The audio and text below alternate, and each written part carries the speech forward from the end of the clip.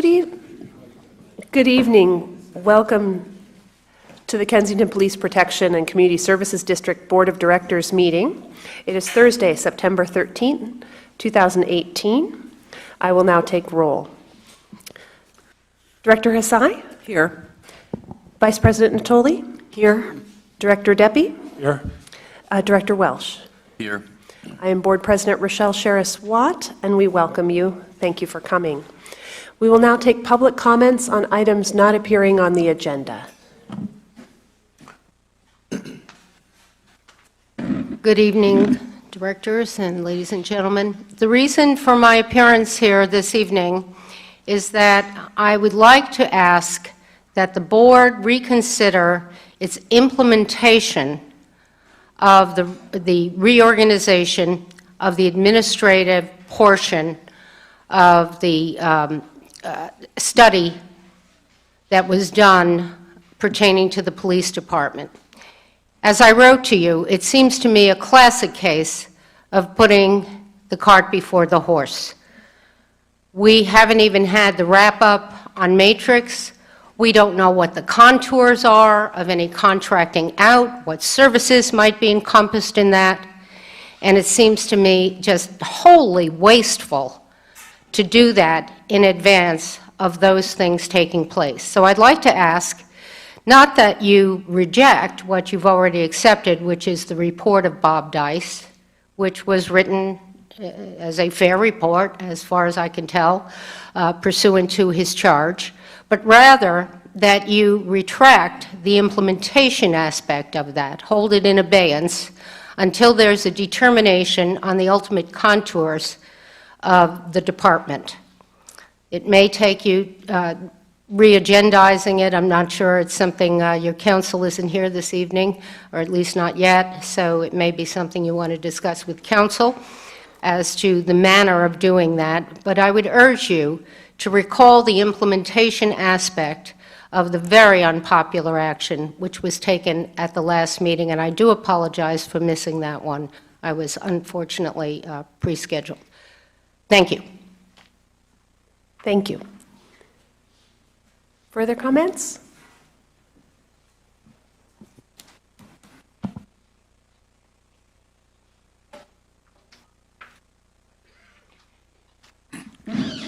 Good evening, Jim Watt. Usually when I would come to these meetings, I would talk about budget issues, but for about a year now, it was, I guess, a decision that we would not include the budget in the package that comes out for these meetings. But there is a budget information that you can find online, and I just wanted to bring you up to date on some of those things because I think it's important that you're familiar with where we're at on some of these things. The best guess that we have, and I'm still waiting for some information, Tony's aware of this, and I've asked for it through Bill Zanoni. The best information that we appear to have right now is that we have about $1,350,000 of available funds that we can use for purposes going forward, such as redoing this building here. Of course, some of the money has already been set aside for this, but we're probably going to have to take additional monies out of the $1,350,000. In fact, it's estimated that we'll have to take about $350,000 out to meet the estimated cost to do this building, thereby bringing us down to an available balance of $1 million. And in our, as you know, I'm on the Finance Committee, we agreed that we would try to maintain a balance that's 25% of our annual cash and or budget revenue and expenditures. That would be about $800,000. So if we get down to $1 million, we have about $200,000 left to work on. So I just wanted to point that out just so that everybody remembers what our financial situation is. It's also true that the budget that was adopted for this coming year was rather optimistic in terms of the manpower that we were going to have on our police force. And you should be aware that over the first 2 months of this year, we are running at a salary expenditure basis that will bring us in about $250,000 if we continue at this rate, below what we had budgeted. We had budgeted $950,000 for the year, and we're currently running at a rate of about $700,000. On the other hand, our expenditures for overtime are running well over what we have projected. We have projected $75,000, and we're currently running at about $175,000 of overtime costs. So you just need to be aware that that those two costs are coming along. The other thing that I wanted to point out is that I think that it would be helpful if, in fact, we could have an opportunity to talk about this in future meetings. And I don't know why it was that this was removed from the budget, but I think it's important just to kind of keep everybody informed as to where we are on some of these critical cost items. That's pretty much all I have. Thank you. Thank you.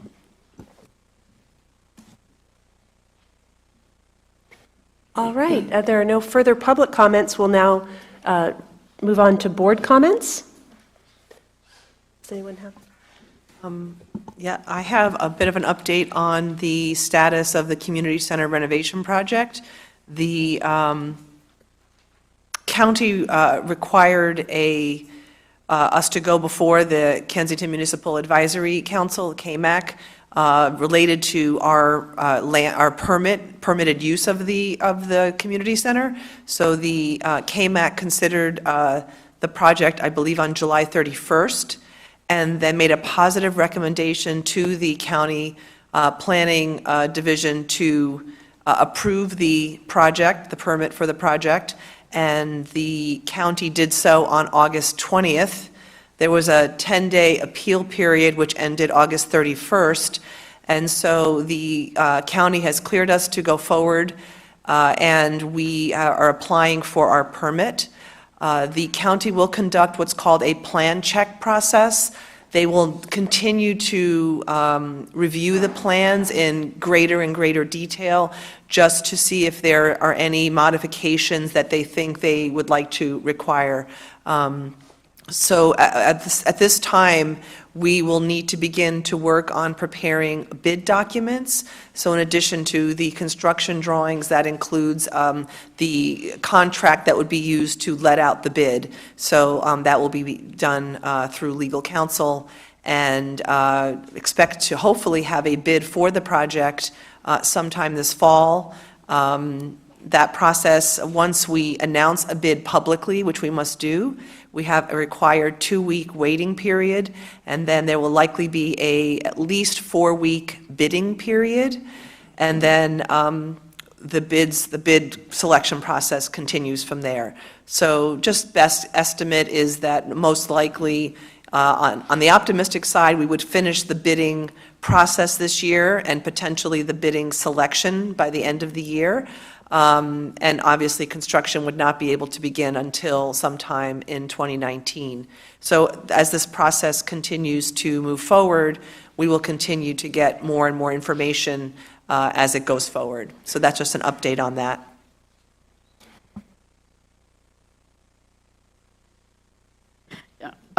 This past Tuesday, I met with a consultant, an environmental consultant that has expertise with respect to naturally occurring asbestos to look at the serpentine rock.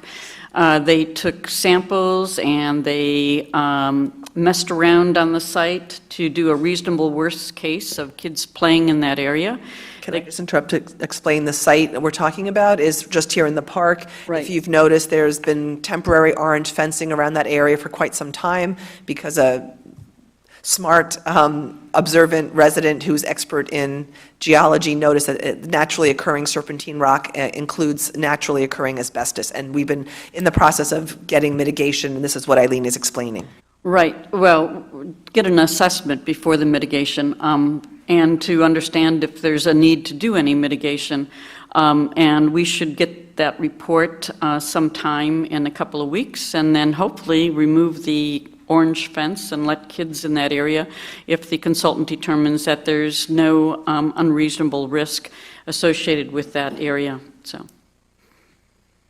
I just comment there, I don't think we're going to be wanting kids to play there. I doubt the consultant would say that's a good idea, so we should be thinking about ways that area can be used. I think there will be some. Well, the alternative, and this is something that can be done, because we had initially 2 consultants, and one is specializing in public areas, and that would be, they could bring in quite a bit of clean soil to put on top of the display. They can put some additional rocks, but on the other hand, this is naturally occurring, and it's a matter of whether there's any exposure to asbestos fibers. They had a difficult time taking a chunk of the rock to even get a sample, so it depends on what the results are, and it is a CIH, and it's a well-thought-of firm. So, yeah, they just by way of reference, the parks have dealt with this issue before, and one thing they did was to isolate the area and put up a little sign and explain about the California state rock and how these things occur in various places. But the soil itself is contaminated. I took one of those samples, and I think what you suggested, covering it over with something, could either be good soil, it could be a platform. I think it's going to be in the nature of that kind of thing. Thank you. I want to let everyone know there are a variety of different activities that are coming up on our website. Chief Hull will talk about one of those, but if you want to be notified to more events, please look at our website.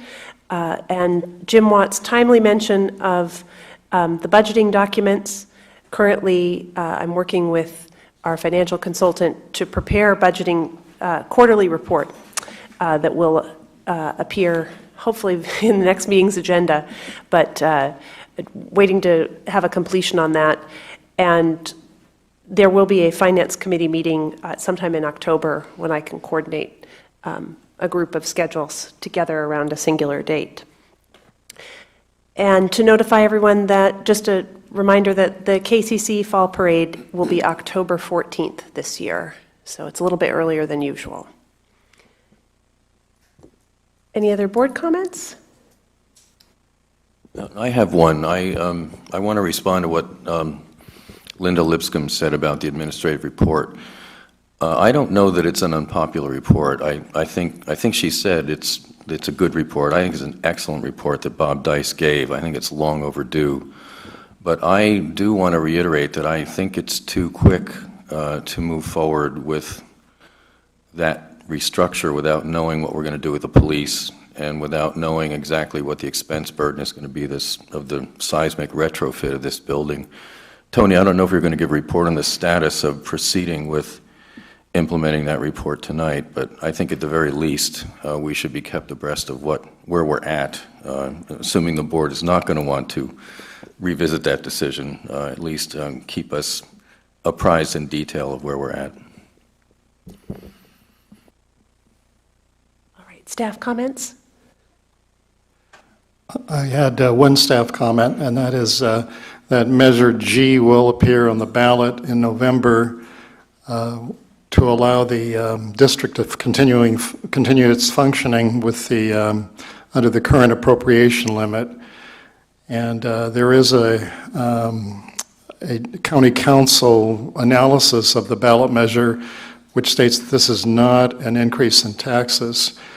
And I think that's, sometimes there's confusion with these measures, and that's the important part. It does not increase taxes, it only allows the district to continue functioning at the current level. Hello? Yes, I'm sorry. This Saturday, there will be the Tri-City Safety Day down in the El Cerrito Plaza. And what that is a display from the District of Kensington, the cities of El Cerrito and Richmond, of both their fire equipment and police equipment. There'll also be some vendors and tables there. I think the CERT team also has a table that's going to be there also. So that's going to take place this Saturday between 11 and 3 in the El Cerrito Plaza. The second comment I wanted to make is a quick comment on recruiting. That is still ongoing. I have changed up the approach a little bit. I am now directly mailing police departments with our flyers to ensure that everyone is aware that we have openings and are looking for candidates. Thank you. Chief Hull, so could you just again remind us where we're at with staffing? We have 7 sworn officers and 5 open reserve positions. The budget is for 10 sworn officers. So we're at 7 now. And can you also go over Thank what you you. did last time, which last time you came, you had, I think, 2 folks in background and possibly another person on the line? Yes. Unfortunately, I'm going to report that the reserve that we had is no longer with the police department.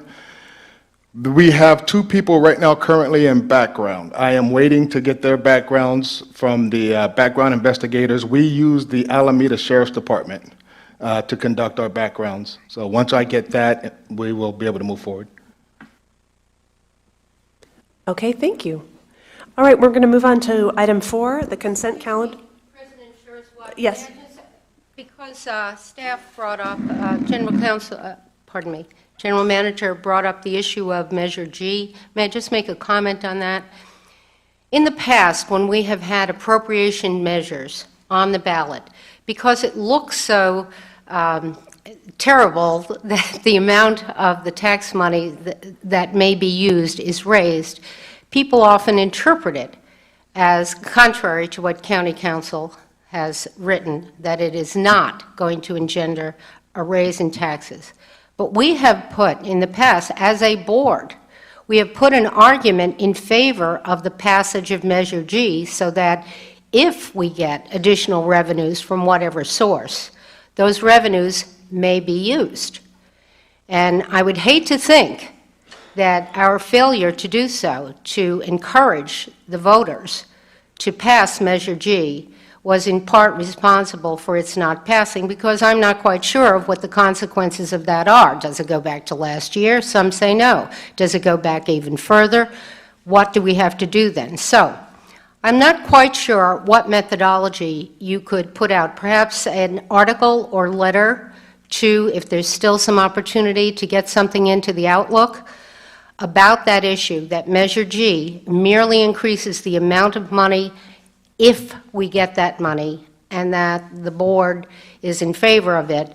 I'd like to see something put out by the board. Thank you. Sorry to come up. No, thank you. No, actually, Tony can address this as well. I have submitted a letter to the Outlook explaining Measure G as our council. It will be part of the newsletter that is, the fall newsletter that is mailed universally to every household. So yes, and we have, it is a bit confusing. But we are actually a year ahead, so should Measure G fail, actually we have an entire year. The board has continuously run this issue a year prior to the election. They actually need to do it so that we're not in the 11th hour. So we're good, we're a year ahead. We don't want to have to run it again, and I don't anticipate that we will. All right, thank you. So item 4, the consent calendar. Take comments or corrections on the minutes appearing. If there are none, then I will make a motion that we adopt the consent calendar. I'll second. All in favor? Yes. Aye. Aye. Opposed? The motion passes 5-0. We will now move on to item 5. We're going to hear a presentation from HF&H Consultants, and I'm going to turn this over to Vice President Natoli to introduce. Okay. We are fortunate to have Rob Hilton, who is from HF&H, and he will present a little bit of the background. Just for, I've mentioned this on previous meetings, but we took a tour of the compost facility last year, and we learned that the compost facility has some limits, largely due to odor control. And the compost facility said that if we were to start food composting, they could take our waste. If we delayed, we may not be able to get into that compost facility, which is the closest facility to Kensington. And as a consequence, our rates would increase. I subsequently learned that there's draft regulations that are going to be putting more pressure on organic diversion from landfills. And with the increasing pressure from China and other Asian countries not accepting our recyclables, I became concerned. I myself compost, so I could care less about this service myself personally. But it is an important issue, I think, for the community to consider. Bayview has indicated that for a 7% increase, they would they would give us a green waste container, a blue waste container, and have green waste picked up weekly as opposed to twice a month. And we are in a high fire hazard area. Picking up green waste weekly, I think, is an advantage. Kim and I were talking. There was one resident that had 51 bags. I stopped counting after 51 bags. They were one of the households that had to abate from the fire district. And as I drove around yesterday, I saw numerous bags that residents have of green waste. So getting rid of that on a weekly basis is a really important factor to consider. So with that, I'm going to let Rob explain, who knows far more than I do about these draft regulations, and what's the state of the art in terms of food composting in communities. I think I just ask one question. You said there's a container for green waste. That doesn't mean that you still can't put out just your tarps with green waste, right? Well, I'll let Rob address that. Okay. Yeah. Talk about that. Sorry. Good evening, board, members of the public. My name is Rob Hilton. I'm with HF&H Consultants. There you go. Thank you. All right.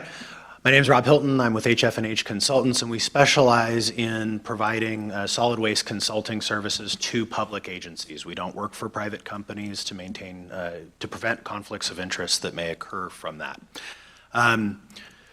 So, as Eileen indicated, in September of 2016, Governor Brown signed Senate Bill 1383. It's called a Short-Lived Climate Pollutants Act. And the idea of SB 1383 is to reduce super concentrated greenhouse gases from the atmosphere, F-gases, and particularly things like methane. And the Senate bill focuses a lot on dairies because of the methane that they generate, and on landfills because of the methane generated from food waste and organic waste when we put it into landfills. So their goal is to reduce the amount of food that we're putting in landfills by 50% by 2020, by 75% by 2025. And they have 93 pages of regulatory text about how they're going to get there. The summary is they want to require that every resident and every business in the state, with some very limited exceptions for rural areas, have recycling service for their traditional paper materials and for organic materials, food scraps and yard trimmings. They will require that by January 1st of 2020. When that happens, they're looking to displace about 17 million tons a year across California out of landfills and into either composting facilities or anaerobic digestion facilities. We need to build 245 new facilities around the state to be able to handle that much material. That also means that facilities like the one in Richmond are able to market their capacity at a premium right now. There's very limited supply of composting facilities and composting capacity out there, and there's a vastly increasing demand for it. And so, to Eileen's point, there's a timeliness issue about accessing that capacity before others subscribe to it and reserving that capacity for yourselves. The challenge that's presented for you is there's only one composting facility in the county, and that is the one that you have here near the old Richmond landfill. To go to another one, there's one being built up in Napa. You could go out to the Altamont and Livermore, but you're going to start paying pretty high trucking costs to get the material out to those places. You actually have a very rare resource of having this facility in your backyards here. So as Eileen indicated, there is some interest. There was a survey done in the community of starting that program early while you're able to access that capacity at a reasonable rate. I understand that Republic has extended that capacity to you for the time, but they're also, as I know, marketing that capacity elsewhere. And they've had some issues with other composting facilities that they've had to reduce the scope of those facilities. And as a result, material's been displaced to their other facilities. So that capacity may be filling up fairly quickly. So that's the interest in moving forward with that. The timeline for SB 1383 is that all customers must have a program by January 1 of 2022, and then by January of 2024, the state will require local agencies to do enforcement on generators who fail to correctly comply with the separation requirements. These are still draft regulations, but in the draft regulations, they have 10 tables of enforcement. Things that you can do wrong that the state can fine you for, and all of those fines go to the local agency that has solid waste authority. The fines range from $50 per event to over $10,000 a day. So the state is taking this very seriously. They've started enforcement under some other recycling laws recently to clarify that they will be enforcing this. So I think the reasonable thing to do is to plan that this will be happening and figure out what the right timing and approach for your community is. The pricing that's been offered by Bayview is very favorable compared to what other communities are seeing as they're implementing food scraps, especially given that you're increasing the frequency of your collection. The 7% increase is a pretty good deal. So that's my overview, and I'm open to any questions that the board or public may have. Oh, yes, I think, first of all, I want to notify everyone that there are agendas up here on the front table. If you're needing some of the pages that we're referencing tonight and some of the information provided.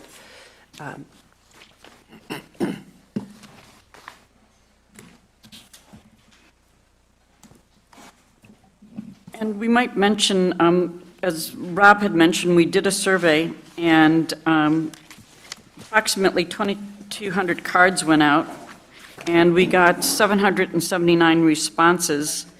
And of the responses, it was a 2/3 to 1/3 favoring this new service. And this information is in the agenda, and it's also was posted on the website. And the percentage that responded, is that listed? It's I about remember. a third. 35, that's an excellent response rate. Yes, it is. It's actually almost unheard of in statistical analyses when you do polls like this. Nice to have a small community. People are very passionate about this issue. I want to assure everyone this is informational tonight, and so we're happy to discuss questions, but no one needs to be worried. You're welcome to come up and ask questions that Rob can answer, because I'll need to get you for the audio, so please approach the microphone and ask the question. Go ahead, Linda. Thanks for your presentation. Give us your name, please. Linda Lipscomb, like you didn't hear it, right? Okay. My question is, will there be a restriction on the amount of green waste that can be disposed of as a compensatory measure in any way for the composting privilege? It's very important to us to have unlimited green waste here in the fire area. Linda, excuse me, also present are Greg and Kim Christie with Bayview, and so maybe they would want to address that issue. Yeah. I'm Greg Christie with Bayview Refuse and Recycling Service. Yep, I'm Greg with Bayview Refuse and Recycling Service. I've been around here since like 1990. Yeah. You've been here Yeah. forever. I started when we did a recycling program and started the recycling program here in Kensington. I was on the truck, passed out the buckets and was out. So I've been here for quite a while. You might not see me anymore, but I'm still around. To address the concern about the unlimited green waste, we wouldn't change that. It is a burden. It is a burden, but we have to continue to do it. It's just a benefit that everybody enjoys. It's a fundamental community safety issue, and Yep. especially with what's going on in health. I think Jim Bray was probably the general manager back then, and when we started, we did a pilot program, and we took a truck out and we took all the bags and we ripped open all the bags, and we had like 80 tons of green waste in 1 week by the time we had a meeting, and so it was just an incredible amount. So we realized then that it had to be unlimited because people were just used to it. So we'll continue that. Thank you. And I think it did start with we were talking about this earlier. It did start with the fire abatement program. It just happened to coincide with that. One thing I want to add, because I've heard a lot of comments from residents saying that the Bayview rates are very high, and when I've looked into this, other jurisdictions have limits on how much green waste you have, and they charge additional monies, and sometimes it's even worse than that because you have to get a sticker, so it means you have to go down to City Hall, get a sticker. It's really a hassle, and this is a very easy-to-use service. Yeah, thank you. Yeah, and I'm pretty confident with how our rates stand up with other areas, and especially the surrounding areas. And when we were asked about this program, we put forward like a 7% offer, and that the carts alone are $200,000. A new truck without a body is $200,000. A body is $180,000 before you have to pay the FET. So everything is expensive, and since the 7% was discussed, and it's a solid number, it's not going to change. The carts have gone up, 5%. So it just, I'm real happy, and I'm confident that we get what we get, the number we put forward, and I think it's a pretty good deal. Okay, to clarify for folks, though, we're talking about compost pickup weekly, because that's required, because it would be food waste, and it's a health hazard without it, unfortunately, because rats exist. And then we're talking about green waste continuing to be every other week. No. Weekly as well. Yes. Okay. Yeah, everything would just be picked up weekly, it just and flow right into it. And yes, and food waste would be an increase. So you're going to see a shift, hopefully, not an increase, a shift from what you're throwing away in your garbage can into the green waste cart or the compostables, and there's still that cost that for the disposal that will probably be slightly more than what it is now, just because you don't just bury something or you don't ship it off. You have to actually process it now. Do you want to talk about the carts? Yeah, Rob, I'm sorry, was Jim going to make a comment? Okay.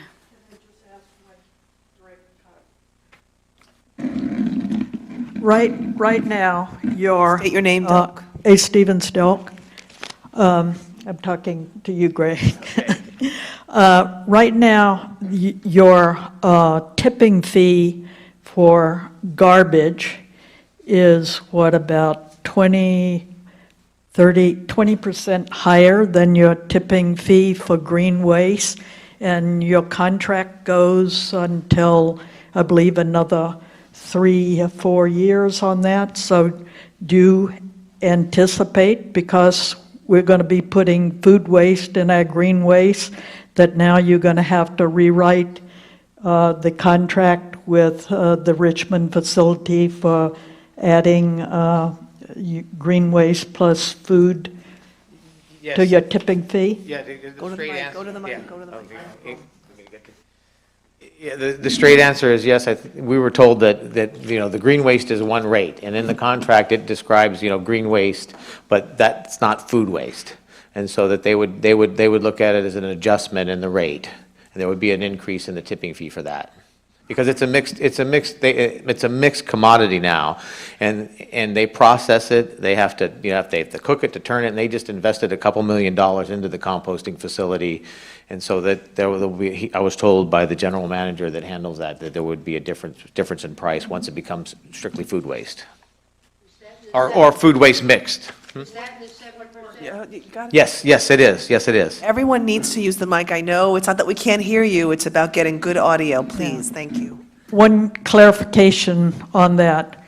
Right now, it's my understanding that Bayview takes our pure green waste and takes it to the Richmond composting facility and dumps it.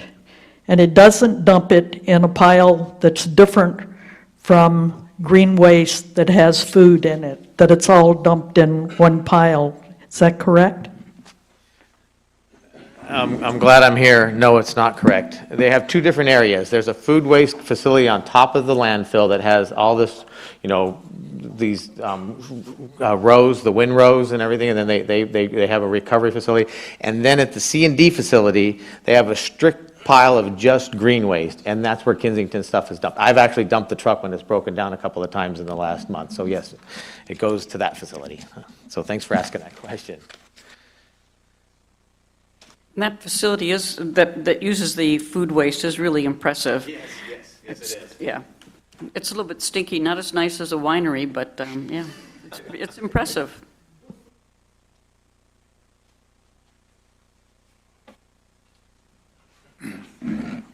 Jim Watt, when this subject first came up, and this is now, 6 months ago? Easy, right?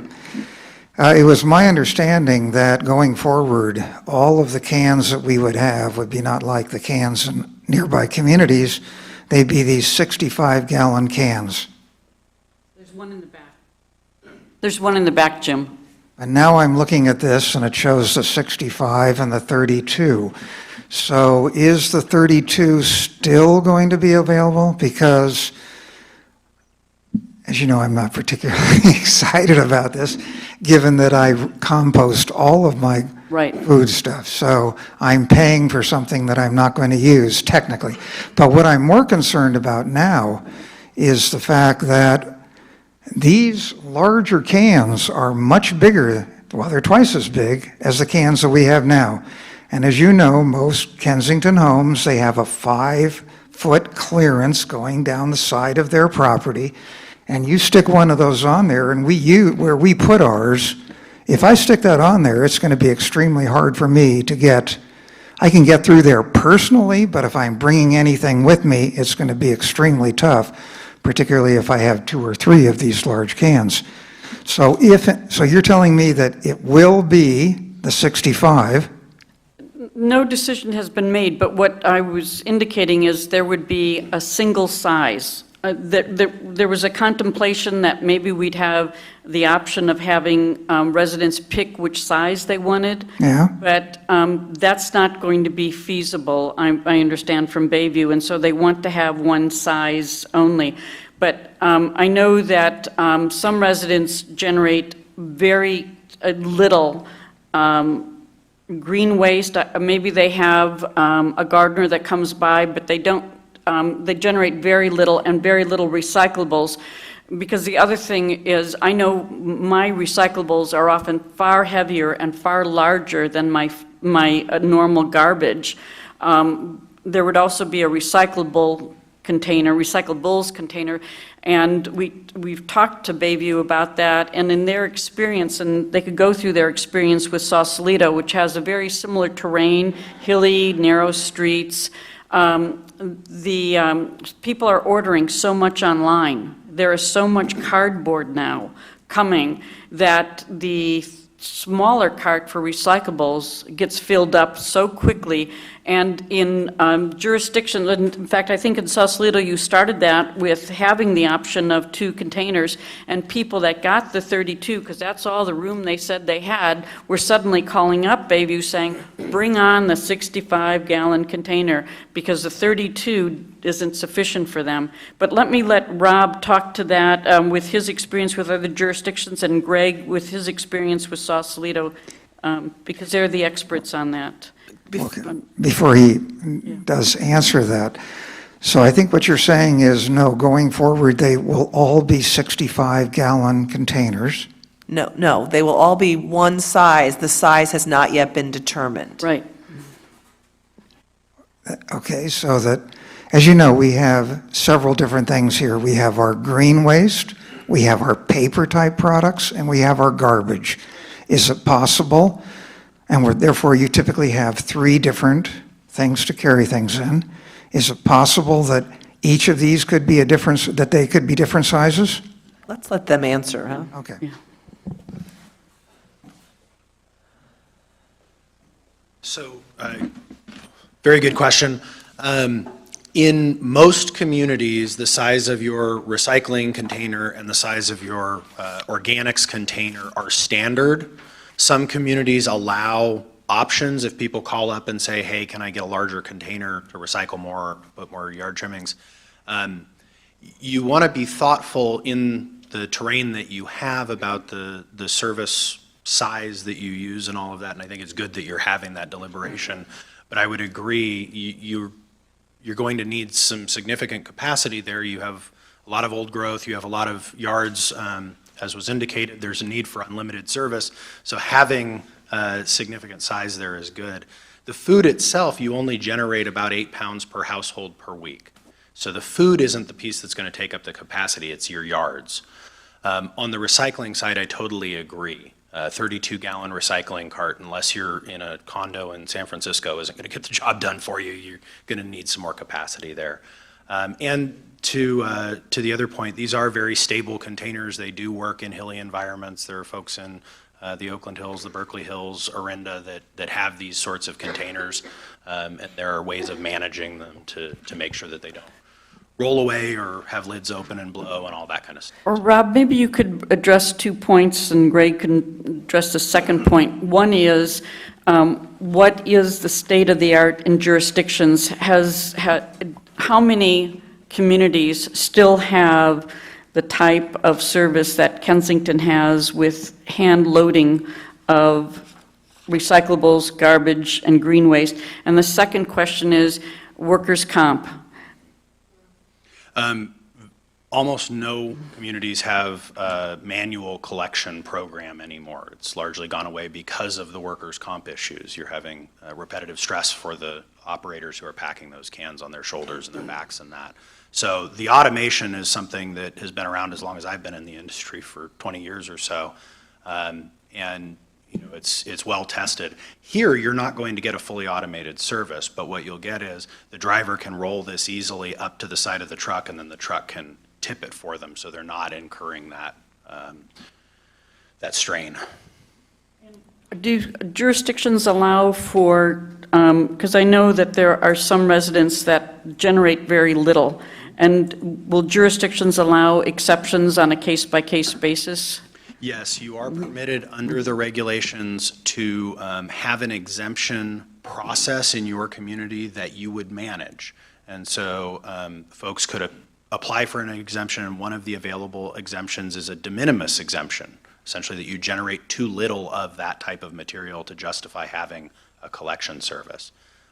So if you do your own composting in your backyard, that may apply to you, or if your gardener takes all of your material off for you, that may apply to you.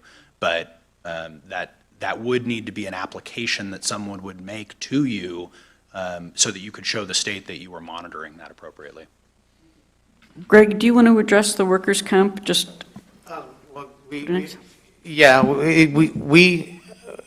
we enjoy relatively low experience modifications. That's how you're looked at when you have for your workplace injuries. But we are having a case right now where the gentleman's back is injured. We expect him to get back to work, and he's fine. That's Nestor, if anybody would like to know. And our issue is more from the recycling side. It's not so much on the garbage, it's the continuously picking up the containers and dumping them in. So a cart for recycling would be a big plus for us. that would help out, and that would, that's the complaint that the guys are having, that there's so much recycling out there. I mean, the green waste is one thing, that's dumping in the truck, but it's bigger piles, but it's the constant picking up smaller loads, boxes and stuff, and putting them in the cart. And you need a bigger cart for recycling. I do have to advocate for a cart that size. That's not the largest cart. That's a 65 gallon. There's a 96 gallon that a lot of people use, and it gets filled up. I mean, it's crazy, but it does. I would not advocate for a smaller cart for recycling. Green waste is different, but you have a lot of people that really use the program. So you want to have the 65 gallon cart available. You don't want to go to a 96 for composting. But I mean, I addressed these same issues before. I mean, we pass out the carts ourselves. We don't hire a company, which is costly. The cart company will offer a set out, but you don't have that connection with the community. A lot of people have a lot of questions when you set out the carts. We're doing it, it's a process, and you can do it on the weekends, and so you get to talk to people and deal with them. And if you have a concern about a cart size, I mean, that can be addressed then. I mean, you can maybe send something out ahead of time if the program was implemented and get kind of a feel for what people want to be, but you'd have to do it quick enough that you could get the carts ordered in the right amount. But I would be open to making some options. I would call it a default size for the cart that's going to be delivered, and then we could address the fact that, you don't want a cart so big, or we have to address customers, what do we call it for a while there? Terrain challenged issues. Could you also address the experience in Sausalito? That is the experience in Sausalito. We had gone out ahead of time. We reached out. They have like a fair, and people were able to come up and look at the carts and decide, and kind of decide what we wanted, so we could get an idea on what we wanted to order. That's the big problem, is trying to decide what you want to order. And then Kim, my wife, who works in the office, a lot of people, you talk to her when you call in, she broke down the list. And we were able to when we passed out the carts, we were able to have a kind of a forefront idea of what we needed. But we still, when we went out there, people like, oh, I didn't even know we were having a program. What's going on? What's this thing in front of my house? Who came up with this idea? So we were able to address it then and there. And then we were able to call and make changes at that point. So we'd have to, it takes a little bit more, but we'd have to do a little bit more thinking on that and how to work it out. And then can you address also that the residents that wanted a smaller size initially called you up? We had quite a bit of that. Some people would say, I wanted the 32-gallon cart, and then, especially for the recycling, and then they were calling in and saying, hey, I've got way too many boxes, it's not fitting in the container, so we would we swap them out. And it takes a little bit more ordering, and you have to go back and change your orders on the carts as you're going along, but we can make it work out. Can I ask some clarifying questions?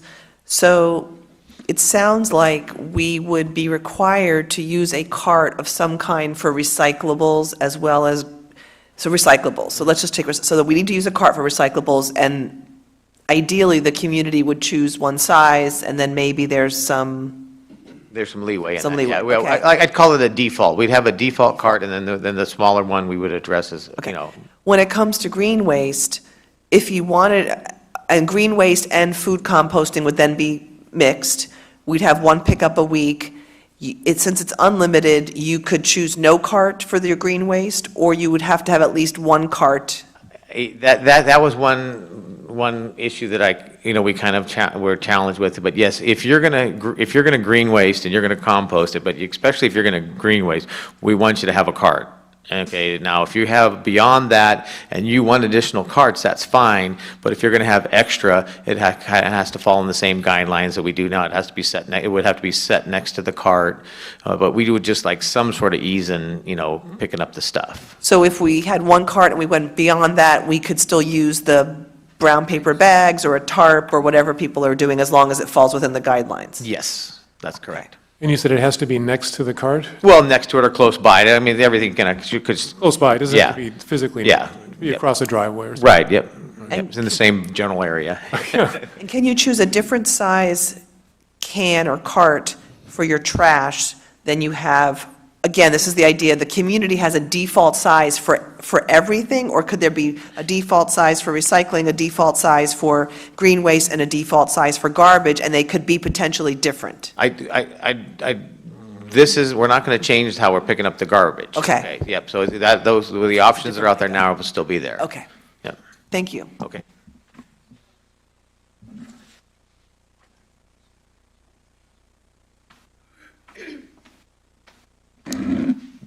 Celia Conkus.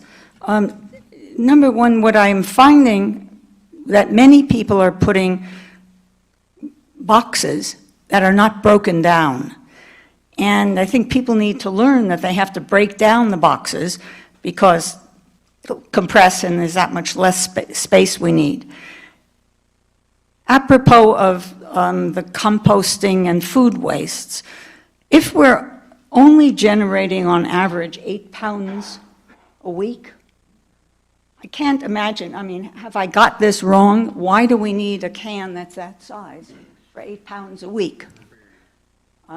And the other issue, and I hope that you can expand on the question, we have very limited parking space. And where are we going to put all of these cans? So many people have a single car garage. Are they going to put these cans in the garage? Then they certainly have no place to put the car. And we're going to have more people wanting to park on the street. And we already have one-sided parking, so we're in conflict here. Otherwise, we can litter our streets and have all of these cans outside. And what we're finding, I believe, is that people are now looking at these cans that are being left outside and saying, oh, we've got rubbish outside, why not put our disposable furniture outside, and maybe somebody will pick that up also. And we're seeing an abundance of extra furniture and stuff that nobody 10 years ago would ever have dreamt to leave outside. We have faced, and this year there's been a significant increase in the amount of illegal dumping, and it's true for Kensington, and it's true for other jurisdictions. I checked with the county on that last week when I was at a meeting at Supervisor Joya's office. I think one has to be concerned about what it is that our community looks like, and do we want to have the rubbish that's sitting outside because there's no place, and it's all rubbish cans, okay, different qualities, whatever, but what are we doing to the community we have?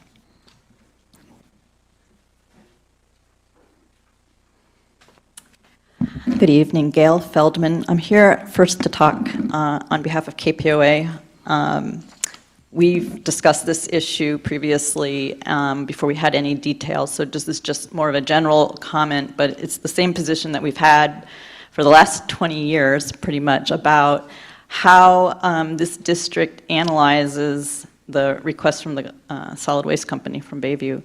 And once again, you know, it does seem to me very simplistic that you are just accepting, you know, on its face that the cost of this service is now going to be 7%.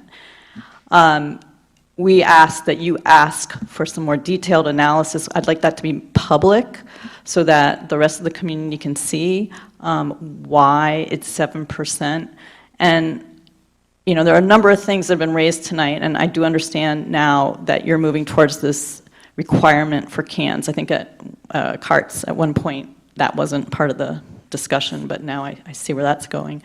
But there are other things that are going to change, and one of them, which was alluded to, is the fact that if you're taking more tonnage out of the landfill, your tipping fees at the landfill are going to go down. The cost for dumping at the landfill has to go down. I understand that the food waste requires a different additional adjustment for that service.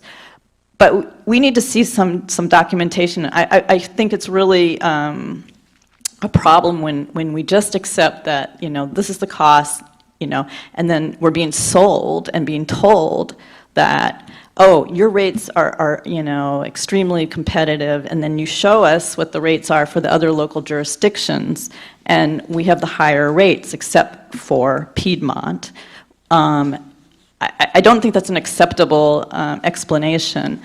And so with the additional $5 or $6 a month now that you're talking about adding, you're talking about an additional $200 or more a year for the service that some people may use and some people won't use. So it's concerning, and I think that just to say, oh, 7% sounds like a good number is not acceptable. So we're asking you to go back, get that information, that financial information, and share that. We'd like to be convinced.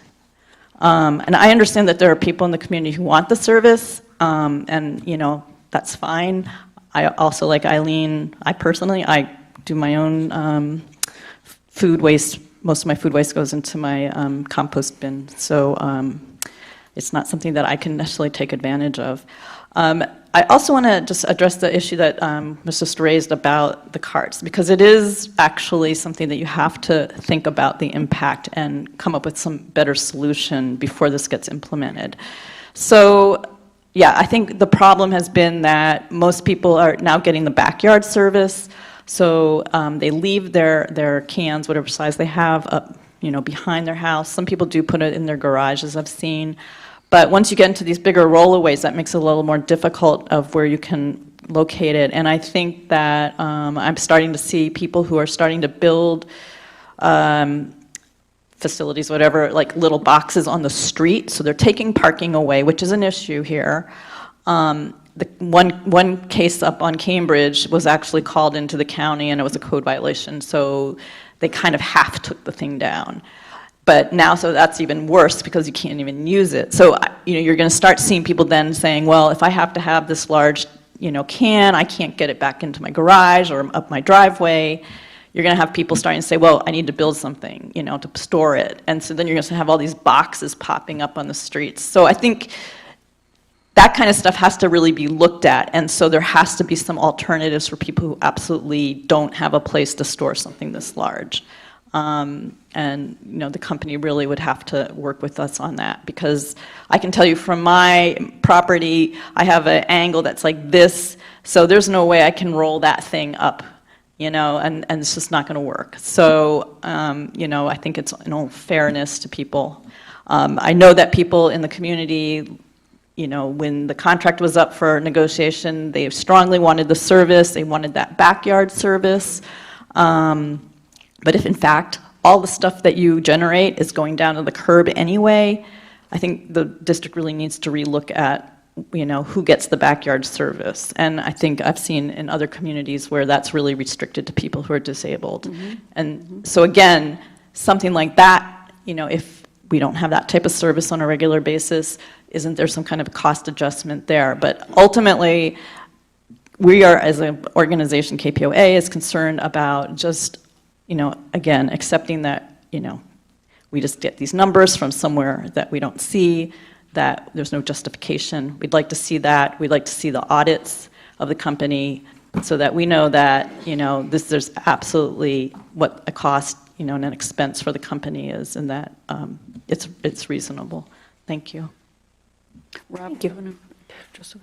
Well, just to begin, this is informational, so we're just beginning. This is the first presentation to the board.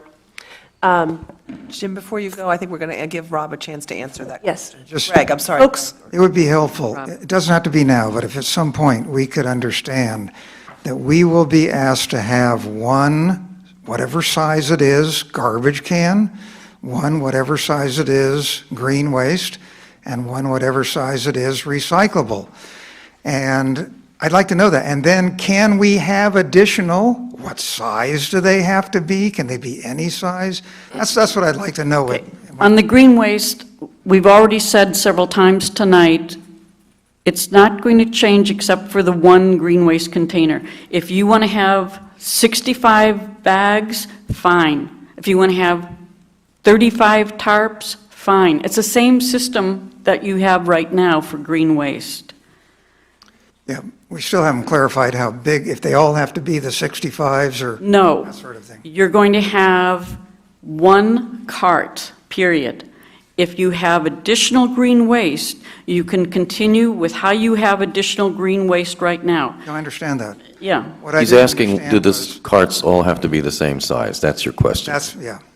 If you're asking if the recycling cart has to be the same size as the green waste cart and has to be the same size as the trash cart, the answer is no. Think of trash as a separate, I think I understand very well that trash is a whole separate In there, for them, it's separate, it's a different process, different requirements, different trucks, so we can have different size can, and let's. All right, Rob, yeah, could you? There was a very good question about if we're only generating 8 pounds of food, why do we need a big cart like that? And the answer is that the cart is for your yard trimmings as well as your food. And so your yard trimmings are the thing that are going to really fill it up. It's not so much the food. And that's. Please use the mic, Celia. Yes. Oh, guys. The question was, could the yard trimmings go into the same can as the food waste? And the answer is yes. Yes, that is the change. That's the goal. That's the change. All that is going in one, hence why we must do weekly pickup, because you can't leave food sitting, it attracts vermin. Rob, could I ask you to respond to what Gail Feldman said about the cost analysis? It sounded to me like you'd done some analysis of the fee structure that we're looking at. Yeah, it's not just coming from Bayview. You've analyzed it independently, have you not? We haven't done a cost of service analysis or an audit. What we have done is benchmark their proposal for this increase in service compared to what others are seeing for similar increases to implement similar programs. And based on that, this is very favorable. San Ramon on Tuesday night was discussing a 24% rate increase to comply with 1383. So 24% versus 7, you guys have a pretty good deal. But, it's a fair point, and some review of that should probably be done before a final analysis. And can you just comment on why are carts even being considered? Yeah, the draft regulations, the 93 pages I showed you, one of the minimum program standards in there is that rigid containers of a particular color are used to collect this material.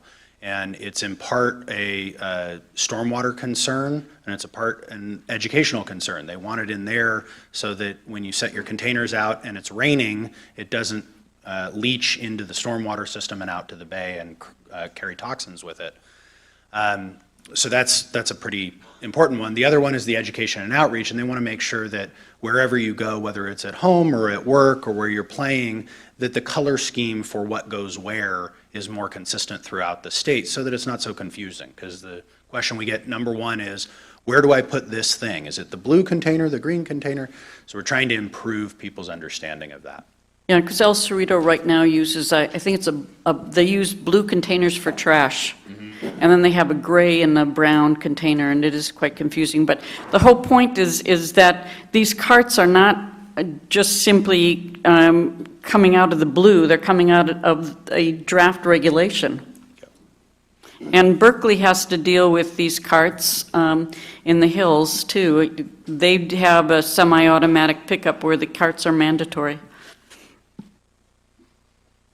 Can I ask Greg, what percentage of folks right now are using backyard service? I mean, that will be a rough estimate, but that's... It's in backyard service and, some form is, like 50, 60% still, but it depends on where you put the can and whether most communities require when it's curbside service, it goes right at the curb. Ours varies. It might not be in somebody's backyard. It might be up by the garage. So that adds to the number, but there's still a 50, 60% just strictly, backyard. Okay, because technically on all our tables, we should be looking at the second row, second and fourth rows of these tables, because it's the whatever gallon with backyard service. Yeah, we're not changing the garbage isn't changing. Yes.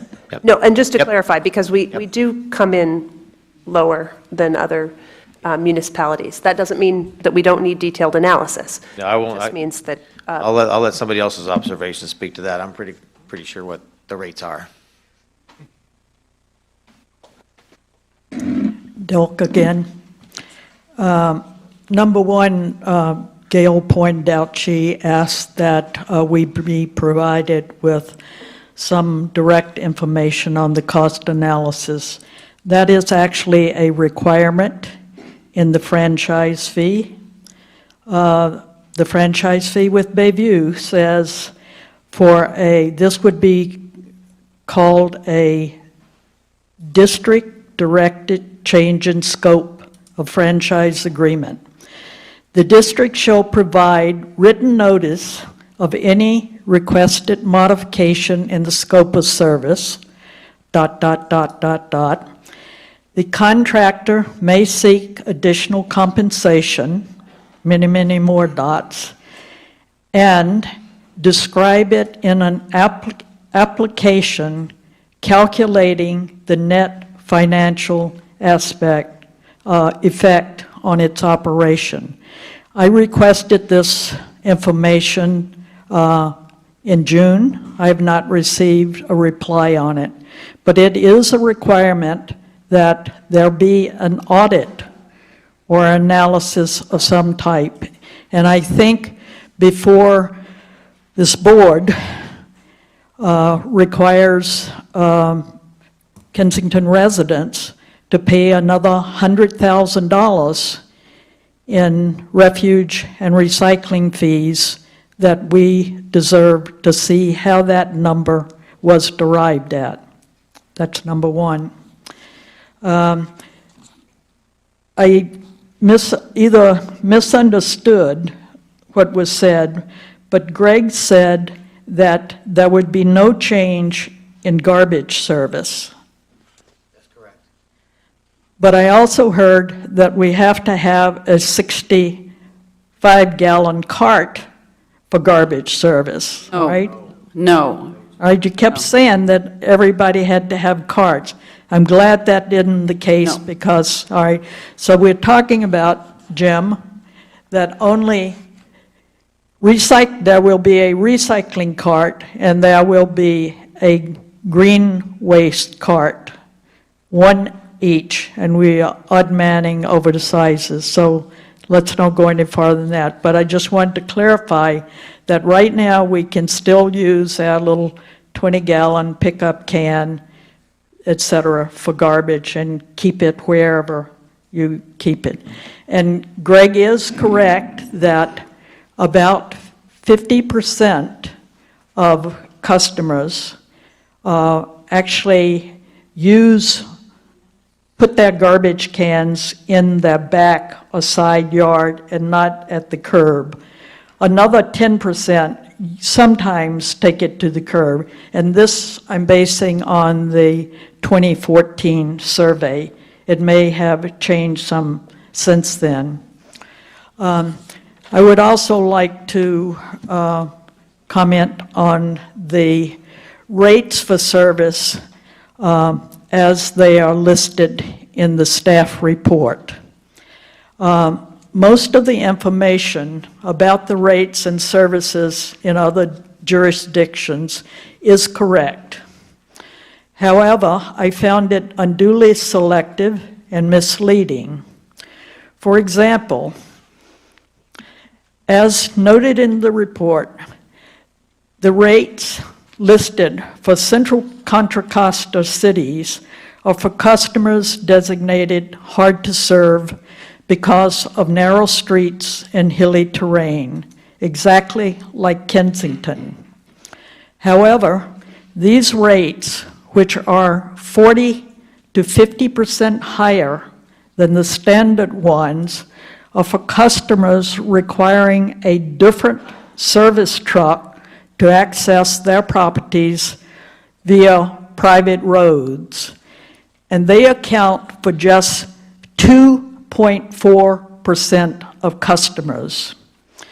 And not listed are the unincorporated communities in Contra Costa County, which are substantial lower than most because they don't include the high double-digit city fees. And nowhere was it mentioned in the report that these cities and all the others already have weekly pickup of food waste with yard waste.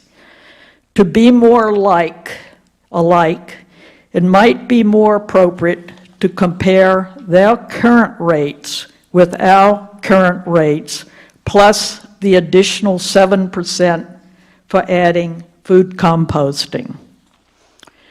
It is correct that most cities charge extra for backyard service, but it is offered as an option for those who wish to pay for the convenience. And it includes collection of everything. Kensington has partial backyard service, with everyone having to take their recyclables and their yard debris to the street, which accounts for about 60% of what is collected. In 2014, the district survey found that over half of residents also take their garbage to the street each week. But Kensington's rates are based on Bayview picking up everybody's garbage from the back or side yards. So I don't think you can exactly equate backyard. As stated in the report, many jurisdictions do limit yard waste. One that was pointed out is Danville, Lafayette, Orinda, and others in Contra Costa County pay extra for a second cart beyond the 64 or 96 gallon one. But the report did not mention that they can have, at no additional charge, 4 by request pickups anytime during the year, with up to 14 cans of bags each. These are cans and bags sitting beside their carts.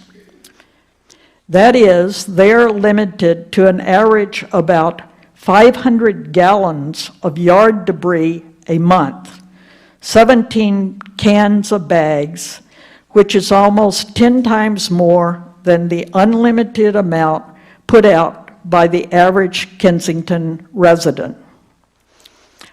I think we definitely want to have unlimited or enough pickup of yard waste so that we do not present a fire hazard. But what I think is more important is that since 1991, Bayview's rates have increased an average of 5% a year, double that of inflation, with little increase in services. By contrast, police, park, rec, and district administrative costs have increased only 3.5% a year. KPPCSD boards have had to curtail these costs because revenue is limited by property taxes and voter-approved special taxes. Garbage rates do not have to be approved by voters, but the board should consider controlling them, since they account for about 1/3 of what property owners pay for district-directed services. My full analysis is in the monthly report packet, including a different set of tables for the same cities that I have presented, I believe, in a more fair manner. And there are lots of footnotes at the bottom of each table that then shows the options and how there are no such things as identical services. What I would like the board to do, I know my time is up. One more sentence. I would like to ask the board to look at it and then go back to Bayview and negotiate for incidental services, ones that are included in many jurisdictions, such as free pickup of batteries and CFLs, optional full backyard for service for those who want to pay for it, and perhaps something like paperless bill paying.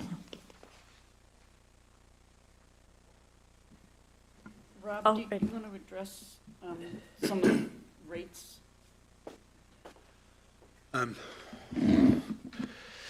Yeah, fair points made.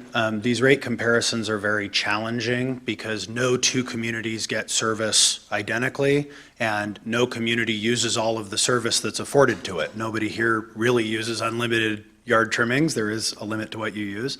And in those other communities in central Contra Costa, less than 5% of people use all 4 of those collection events that you were talking about each year. They afford that service for those that will call up, and it's sort of like Bayview's, half the people use backyard service and half put their cans out at the curb. And so they build their pricing and their system around what their experience is, what percentage of people they're going to have to take the time to go into the backyard and provide that service. In central Contra Costa, what percentage of people are going to take each of those on-call bulk item events. Fair point was made that different agencies have different levels of city fees and different levels of service that make those rates hard to compare. I do think it is important to compare yourselves to other communities that have similar topography and narrow streets and hard access. It doesn't make a lot of sense to compare yourselves to Danville or Walnut Creek that are very suburban, and you can do 1,000 collections in a day on a truck because it's fully automated service and nobody's getting off. So the selection of folks like Piedmont and Orinda and Moraga seem to make sense to me, knowing those communities as I do. But there are differences, and so I suppose one approach we could take is to normalize for those differences. We could adjust for the fees, we could adjust for the cost of certain services, but I think you're going to find that it's still a pretty competitive rate here. Yeah, I want to add to that. You should not minimize the cost of a labor structure like they have. The folks physically lifting and dumping those cans, even with the mechanical assist where that's possible. That is an old labor model. It's necessary for our kind of community. It's very expensive, and the workers' comp costs are extremely high. The kind of cases they get, by the way, are the most difficult, on average, cases to manage. Somebody mentioned repetitive stress, cumulative traumas, a term I often hear used, but those cases often take a very long time to resolve. A lot of those folks never get to return to work. They happen to have a very good experience with it because they manage their workers very well, and their workers have tremendously high morale, as any of you who've engaged them when they're coming by to take your garbage can see.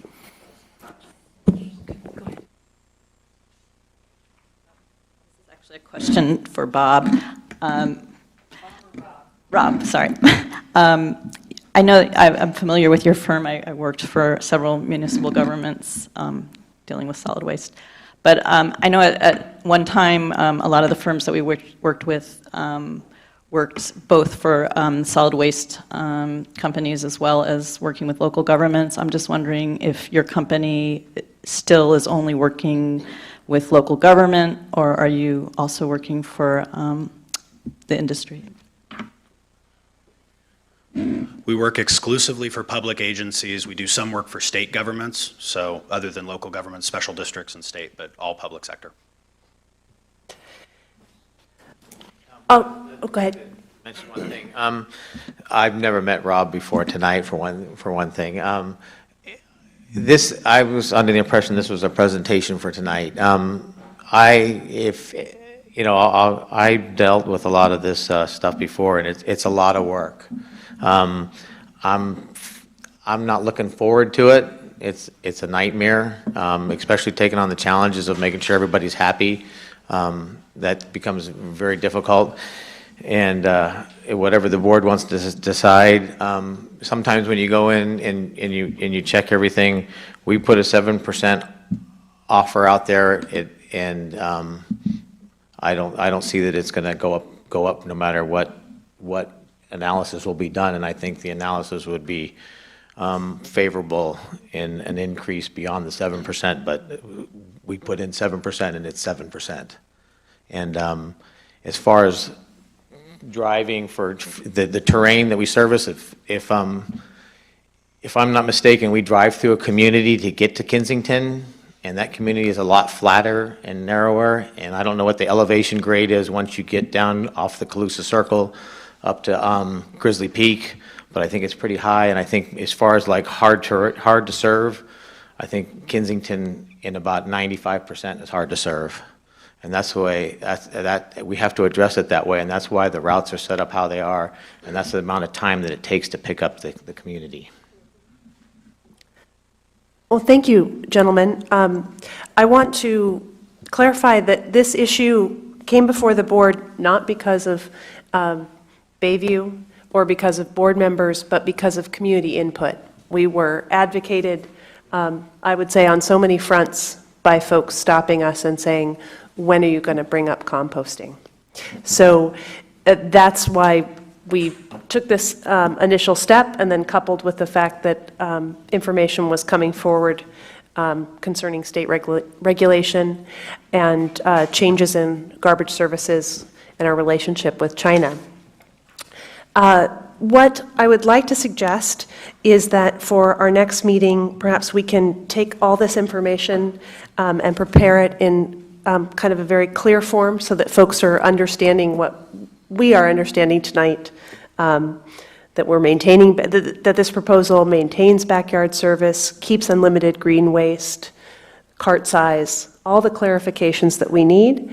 And I would suggest that we have a board member, I would assume Eileen, work with HF&H and discuss a proposal on cost of service. And then we would bring it back to a future meeting for discussion. And I also would recommend that as we continue this informational process and discussion, perhaps that we have, we could use something like the KCC Fall Parade to show folks what carts look like and have a continued discussion and community outreach so that we can get more feedback than we've, and adopt the feedback that you've given us tonight and continue to discuss it. Greg and Kim, can we keep your cart for a couple of days? It doesn't have to keep it today. Yeah. But, so. We could have the cart as part of the parade. Oh, as part of the parade, yeah. Who's hauling that cart? I don't, yeah, I think we'll all be pretty appreciative of our. The Girl Scouts will pull it. Garbage collectors, yeah, after that. But, are there any further board comments or questions or ideas? I'm happy to, we're discussing. If that sounds like what we want to do, does that seem like a good direction? Okay, well. I'm happy to help you out with that, Eileen. Well, that would be wonderful. So you'll see this issue again. It will come back. So thank you, gentlemen, for coming and giving us this information tonight. And thank you to all the community members for asking good questions. It is a complicated and toothful issue. All right, we'll move on to item 6A. This is also largely informational. As we have proposed renovations and a renovation schedule, rough though it may be, for work on this building, the Kensington, Community Council has approached us because they would be giving housing and space for. Excuse me, Greg and Gail, could you? Thank you. Would be giving space to some of our community groups while the renovation is underway. And specifically in reference to KMAC, who as a government agency requires advance notification and to prepare their website and various documents for meeting location. They have approached KCC for use of Building E for evening meetings. However, our contract with KCC prevents the KCC from using that building anytime or for any other use than children's recreational programs. So you'll see in the agenda is the agreement between the KPPCSD and the KCC, in addition to the original agreement that was formed between the KPPCSD and the KCC.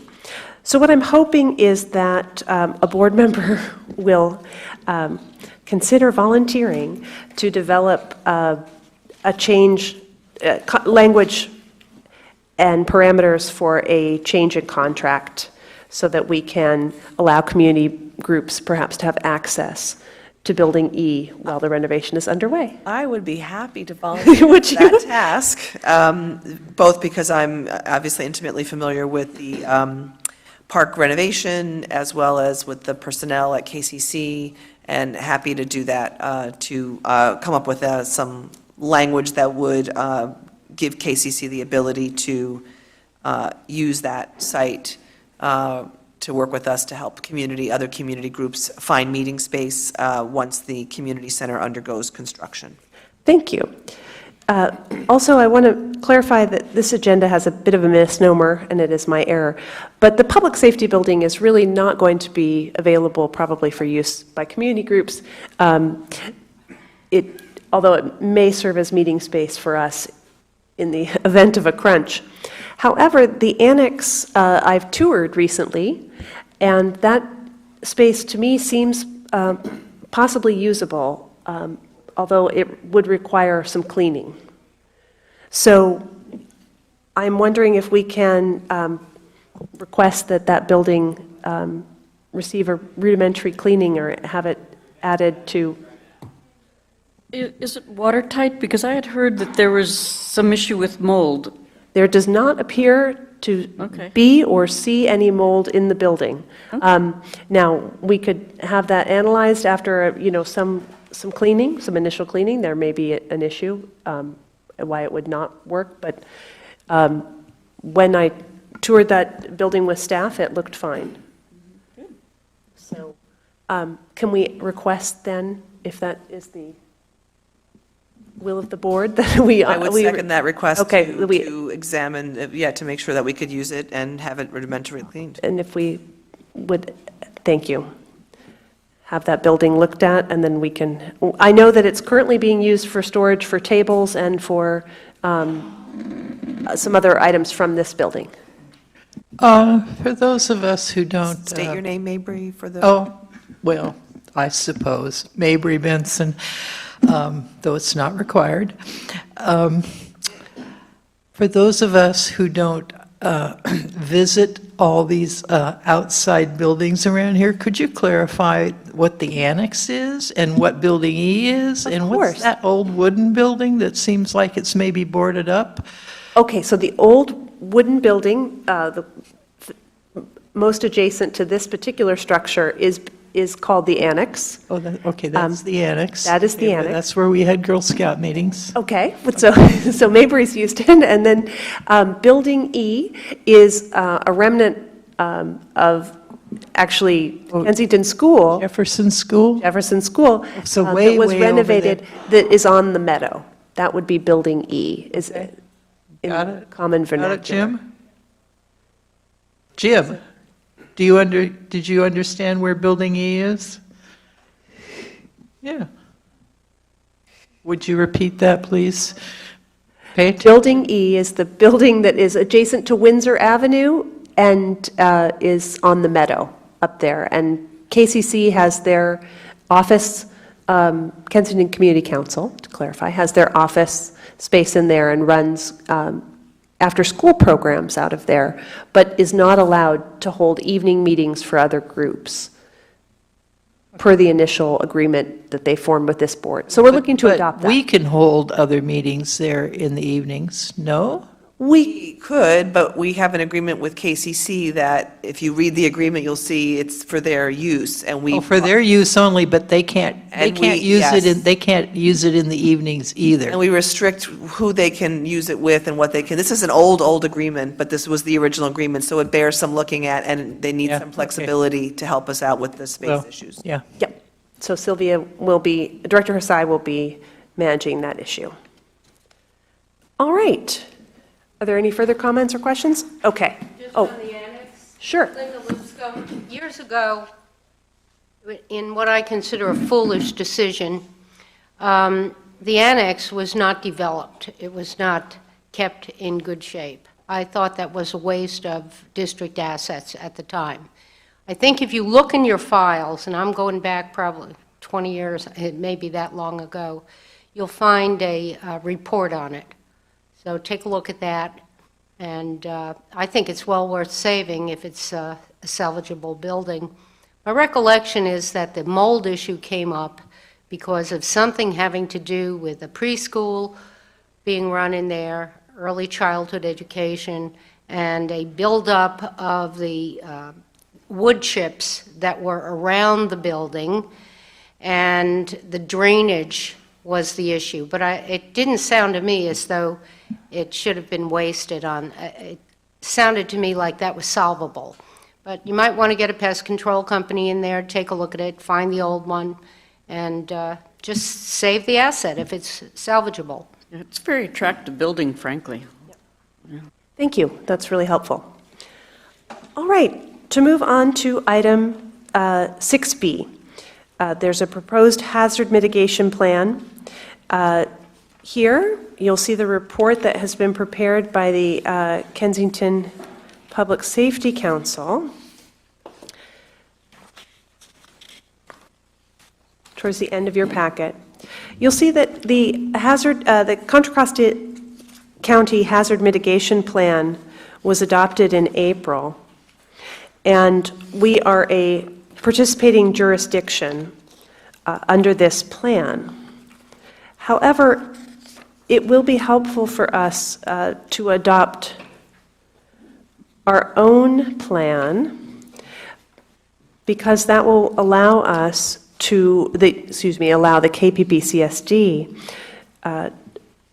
to apply for grants should we have such a need after an emergency. So there is a recommendation here, and we'll take comments on that, board comments, and go ahead, Linda. No, go ahead if there's none. I tell you, many people advocated for this years ago because it not only is should the need arise, there are pre-disaster mitigation awards which are allowable, as I recall, under this. And if that is the case, specifically, I think they talk about seismic strengthening and renovation. I don't know if that can be coordinated with other engineering aspects, other improvement aspects, but there is a pre-disaster mitigation grant program available. I don't know very much about it. That's where we should come in for some help on the money right now. Are we taking public comments and then board comments? Is that okay? Okay, Dave Spath. Following up on Linda's comment, yes, you have 11 action items in your mitigation plan, and the third one is the community center earthquake retrofit, and one of the sources of funding, at least suggests, is pre-disaster mitigation. It's probably a little late, however, to try to access that money, but it might be worth at least looking at, and you probably know better than I. We have looked at it, and once the project is underway, it is too late, and it's already too late. Well, I mean, the project, let me just ask you something. The project isn't underway yet. The designs are completed. So it has to be, you have to put in a grant application prior to design. That's my recollection from working on this with Katie and Peter and Tony Okay. a few months ago. Yeah, we actually looked at this. I mean, Well, you didn't have a plan approved anyway, so it's a moot point. Until you got this approved, then you couldn't apply anyways. we did discuss, I actually did discuss this issue with Chief Hart at the time, and he felt because there had already been plans in motion in terms of Measure L, that it was too late. His discussions that we had had changes to this building going for so long that it was not within, we would not be receiving grants. It did not, but there were design plans, and that was his feeling and his feedback. Well, I think he was probably mistaken. My experience is just much more recent, so I just want to be really clear. When we pass this, we need to have a very thoughtful process led by the general manager of the district to think about how we proceed, as opposed to just starting to toss around ideas. We need to be really clear. We have limited time and energy and resources to pursue. These are very large federal grants. They're not easy to apply for. They're not easy to manage. They're not easy to administer. They're worthwhile exploring, and we have already explored related to the community center, and it's just too late for that. Barring even previous conversations, we had a conversation just a few months ago. So I just want to put that out there. And that's fair. The fact remains that in the action items, action item 3 does identify as pre-disaster mitigation as a source of funding. Now, that just leads the reader to be mistaken in what's available. So that's my only point. Action item 11 speaks to supporting the Kensington Public Safety Council educational talks for the community on disaster awareness, preparedness, mitigation, response, and recovery. Well, if it's in the plan. If you, yeah, it is. This plan in this detail, because I have my agenda packet and I printed everything off of the agenda packet. There is a 57-page plan that did not appear in our agenda.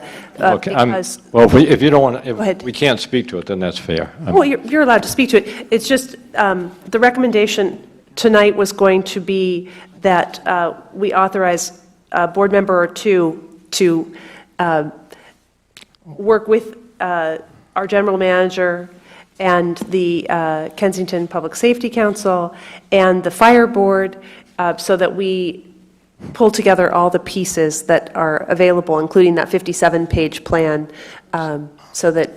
So this is not, the purpose of this item is not to approve the mitigation plan section that relates to No, KPPCSD? because currently, tonight, there is a mitigation plan that has already been It's been approved by FEMA. approved by the fire FEMA. board. Well, no. And by FEMA, yes. I mean, Right, this has been approved by FEMA and the letter is in your packet. yes, by the county. Right. County, And by, who took well, that no, by action. FEMA and by the county. Yes. So my understanding was now it comes to you for approval, but I may be mistaken in that understanding. There's also volume 1 and volume 2. No, I understand that. Volume 2 contains the mitigation plan the annex that relates to KPPCSD. Right. And it was my understanding that you are approving that. If that's a misunderstanding, then. That's not what's agendized. What's agendized is just a discussion. There's no action item. Okay, fair enough. Just, if I could ask on the plan, the clarification on this last item, which talks about supporting the Public Safety Council. And previously, Council had put together in the policy procedure manual recommendation that as it relates to social media, that you only allow governmental agencies to use social media. So I was wondering how you would support the Public Safety Council in its educational talks. It would be, again, it would be useful if you put notice of their talks up on your webpage. I'm just asking for that again. But you'll see that this agenda item was written by the Kensington Public Safety Council. It's not written by. I know, but you are approving a mitigation plan that contains that action item. No, we are not You will be, not tonight, but my assumption is that you will be in the future. We shall see. We shall see what the board members recommend in terms of the difficulty. The difficulty with the relationship between the KPPCSD and outside groups is essentially oversight and liability. We cannot, if we do not have direct oversight to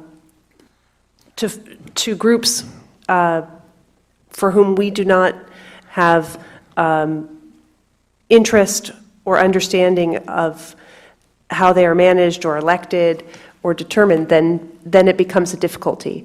Okay. So, Fair enough. It would be nice eventually when you come to decide whether you're going to approve or not the mitigation plan, that you sort of define how you're going to support the Public Safety Council going forward. thank you. Thanks.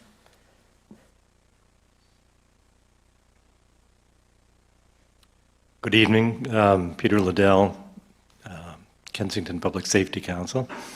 I just wanted to point out that the mitigation plans for the fire board and the district are separate, and each can work independently.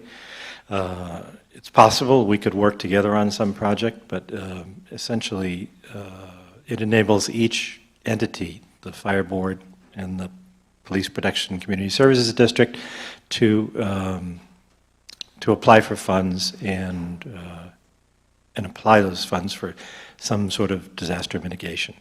And my understanding is that the more independent agencies identify the same hazard mitigation, that increases the chance of success for a grant.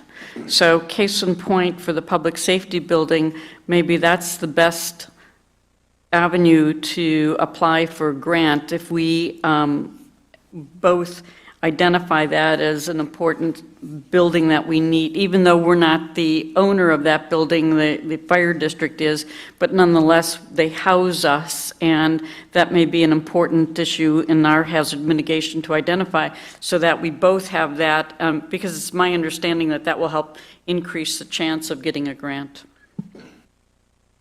That could be. And that's a big ticket item, too. Anybody have a That's brother-in-law great. that works at FEMA? No, but I do have a prospect of an intern who just spent a year working on hazard mitigation in LA with a Native American tribe there. So if possible, I'll see about directing him, bringing him on board, and helping whatever board members volunteer for continuing this work on the hazard mitigation plan. Is anyone eager to take this over? I will, All right. So Len? while I'm here. You can't go until it's done, Len. So, I'd be interested in being part of that effort. okay, if you would like to, or I'm happy to work with Len as well. That's if, all right. Can I just ask some questions? Because I'm. Okay, please. Because I'm assuming this must have started before I was on the board. But when it says participating jurisdictions, did we opt into that? Did they just tell us we were participating? How did that come about? They told us that we were part of we're underneath. They did, right. Yes. And the community mitigation umbrella. plan. Who's the they? Who's they, right? The county. Yes. So why are they, did they not tell every special district, or it's the, It's 24 special districts, I think. okay. Yes. So every special district, essentially.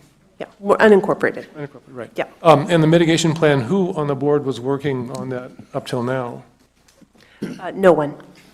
So it wasn't This was developed by the Kensington Public Safety Council. for us, Yes. but they weren't coordinating with us. Well, they're working, well, no, we have no, I think the issue was brought forth with, and the general manager directed some staff to work on the issue. And then now we've had this report, and I want to make Okay. sure that, Right. Understand. okay.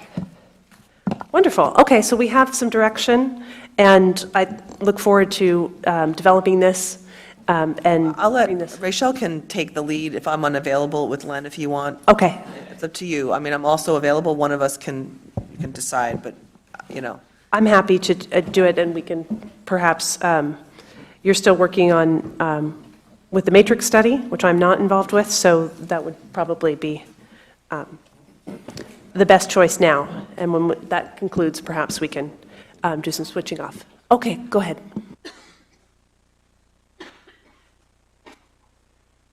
Just one more point about this. It's already been submitted and approved by the county, the state, and FEMA.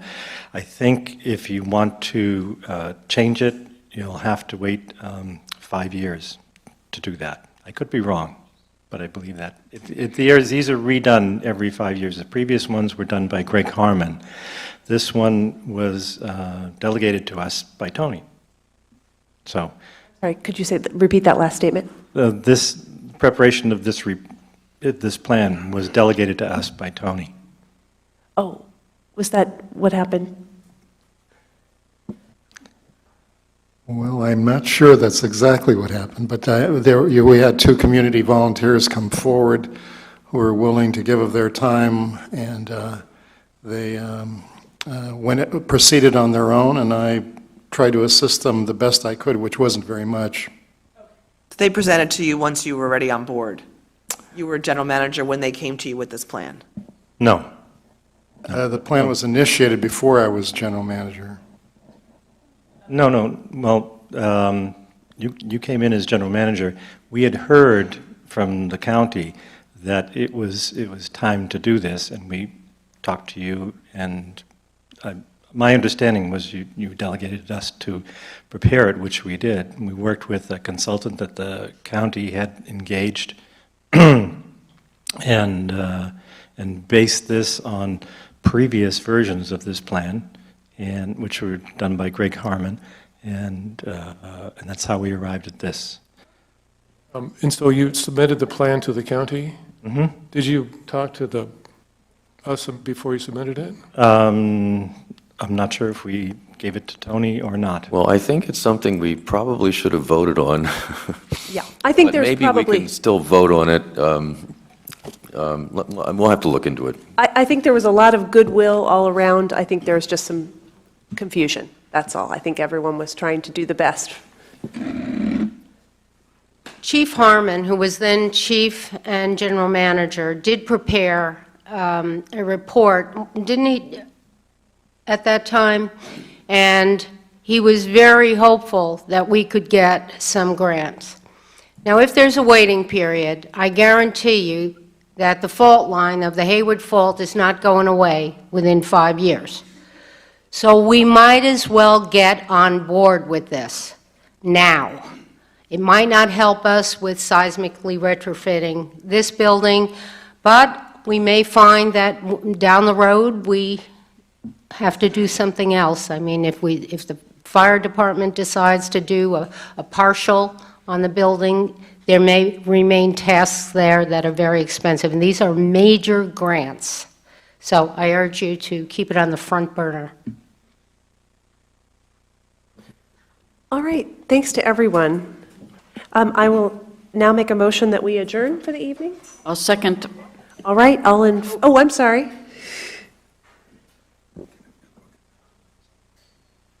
Yes, please. Yes, please. Hello again, folks.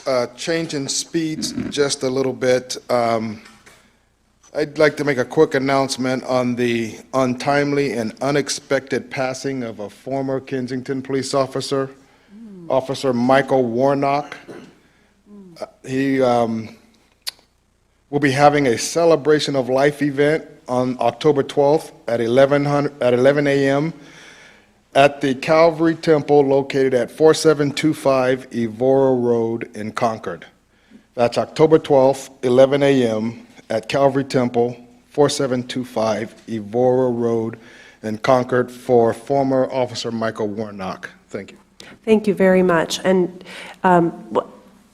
we failed to mention at the last meeting, and we should mention it, of course, now, how sorry we were to all hear of the passing of Leonard Schwartzberg. Very active and outspoken, and he will be missed, and he was very active and interested in CERT, and so we thank him for his work there. All right, I will make the motion to adjourn. I second it. And she seconded. All in favor? Aye. Aye. The motion passes 5-0. Have a good evening, and we'll be back on September 27th.